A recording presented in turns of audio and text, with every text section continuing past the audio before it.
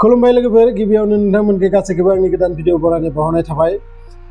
आजिखालि सरकारनि सिगाङाव जेबो क्वेश्चन खालामनाङा नङाब्ला नोंथाङा पुलिस थानायावबो थांनांगौ जानो हागौ, जेलावबो थांनो जानो हागौ।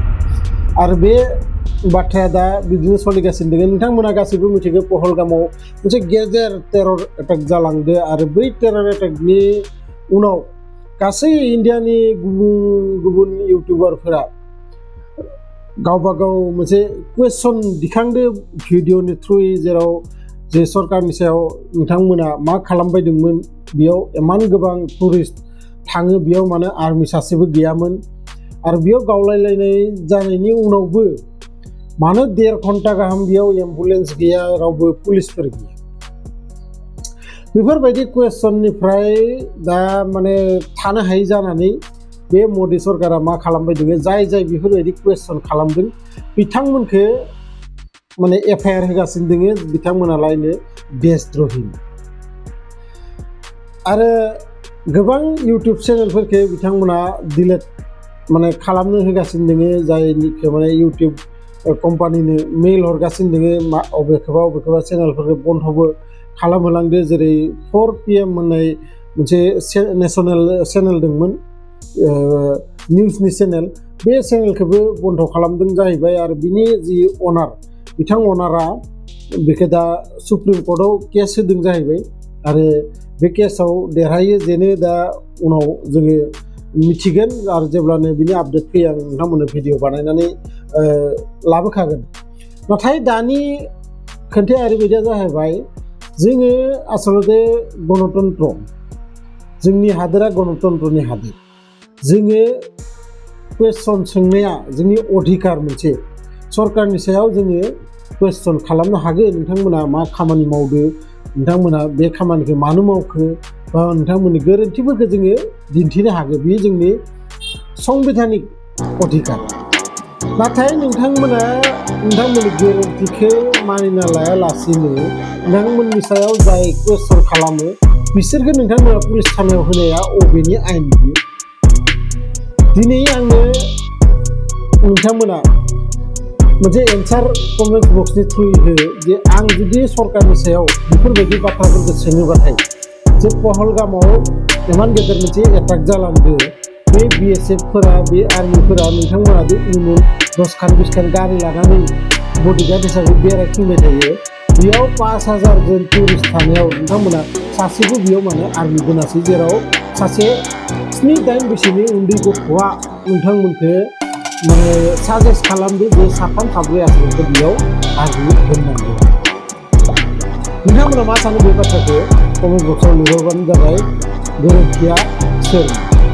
दिनै नेहा सिंह राठरा बेखौनो सोंबाय दङ जे नोंथांमोना पुलिसफोर थानानै, इमान आर्मि थानानै नोंथांमोना मा खालामखो?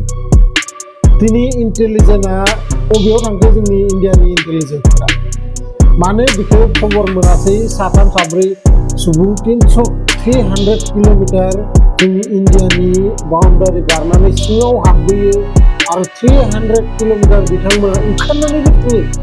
नाथाय जोंनि इन्डिया सरकारा, जोंनि इन्डियानि आर्मिफोरा जेबो खबरखौनो मोनासै। बबेयाव दंमोन आर्मि पुलिसफोरा? आरो बेखौनो बिथाङा बुंदो जे दिनै BJP सरकारासो बेफोरबायदि खालामहोदों नामा होननानै बिथाङा कुइसन सोंदो। मानोना साननै उनाव बे नरेन्द्र मदि डाङरियाया नोंथांमोननि सिगाङाव आं सिगांनि भिडिअ बुंखादोंमोन, बिथांखौ आसलते दुखु खालामदों होननानै साननानै बिथाङा जि दुबाइनि जात्रामोन बेखौ केन्सेल खालामनानै फैनानै बिथाङाथ' आसला बै बिहारनि इलेक्सनाव जि मिथिं जायो बेयावसो थांना थाहैनायसै। बेनि थाखाय बिथाङा बुंदो, नोंथाङा थारमाने बेफोरनि सायाव जेबो टेनसनानो गैया, नोंथाङा बे इलेक्सनखौ लानानैसो टेनसन।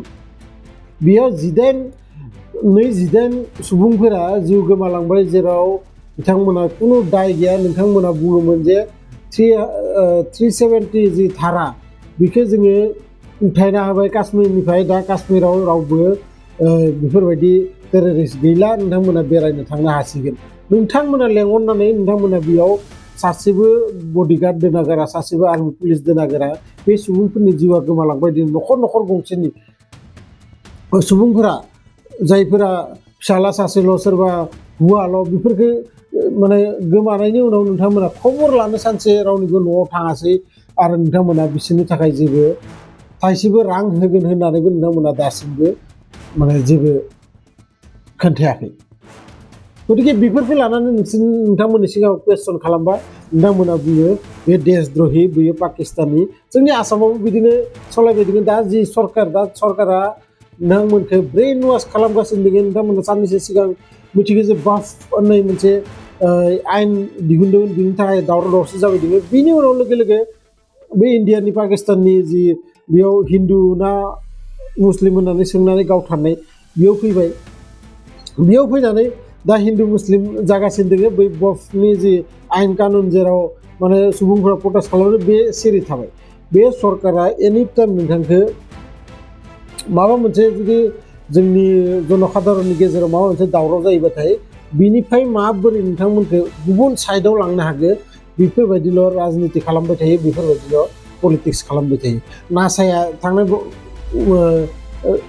मासावसो जि उइलियाम्सखौ माबोरै इमान गोबां साननि उनाव लानानै फैफिनो जोंनि बुहुमाव बेफोरखौ सोलोङालासिनो बिथांमोना अबे 300 बोसोर सिगांनो आकबरखौ बेयाव माने औरंजेबखौ फबना दोनो बेफोरखौ माने जावनाय बेफोरखौ माबानाय बेफोरबायदि माबाफोराव माने जोंनि जनसाधारनफोरखौ हेप होना दोनदों माने बेयावनो नोंसोरो गिदिंबाय था जों एन्जय खालामगासिनो दोङो जोंहा जेबो टेनसन गैया साख्रि मोन दागिमोन बे दुनियायाव नोंसोरो जेरै थैयो थै नोंसोरजों जोंहा जेबो लोब्बा गैया नोंसोर खालि भटनि टाइमावल' जोंनो भटआ हो जोङो देराबायल' थानांगौ बेल' दानि सरकारा बुङोलायनो गोबां डेभेलप जादों गोबां अब्ला 80 क्रर सुबुंफोरनो रेशन कार्ड होहांदो 5 केजि दालि माइरं दालिनि थाखाय रेशन कार्ड होहांदो जुदि नोंथांनि इन्डियाया इमान डेभेलप जादोंबा मानो रेशन कार्डनि दरखार जादों 80 क्रर बेनि सायाव नोंथांमोना माबाफोर बुं नोंथांमोना हिन्दु मुस्लिम बुंनानै नोंथांमोना बै गोदो गोदायनि मुस्लिमनि मस्जिदफोरखौ सेफायनानै बिनि सिङाव मन्दिर दङ बेफोरखौ बहननानै सुबुंफोरनो मा दिन्थिनो सानदों मिथिया आरो दिनै नोंथांमोननि सिगाङाव सोरबा जुदि कुवेश्चन खालामोबा नोंथांमोना बुङो मा जोङो पाकिस्तानी जोङो देशद्रहि बेफोरखौ बुङो जायखिजाया भिडिअखौ नोंथांमोना माबोरै मोनखो कमेन्ट बक्सआव लिरहरबानो जाबाय नोंथांमोननिबा बे सरकारनि सायाव कुवेश्चन खालामनांगोन ना खालामनाङा बा मा कुवेश्चन खालामबाथाय जोङो सरकारफोरनिफ्राय मोजां रिजाल्ट मोनगोन आरो जोंहा अधिकार दंना गैया बेफोरबायदि कुवेश्चन सोंनो नोंथांमोना जि नोंथांमोननि गोसो कमेन्ट बक्सआव लिरहरनो हागोन लोगो मोनगोन बिदिनो मोनसे इन्टारेस्टिं भिडिअ लानानै नेक्स्ट भिडिअ अब्लासिम गोजोन्थों।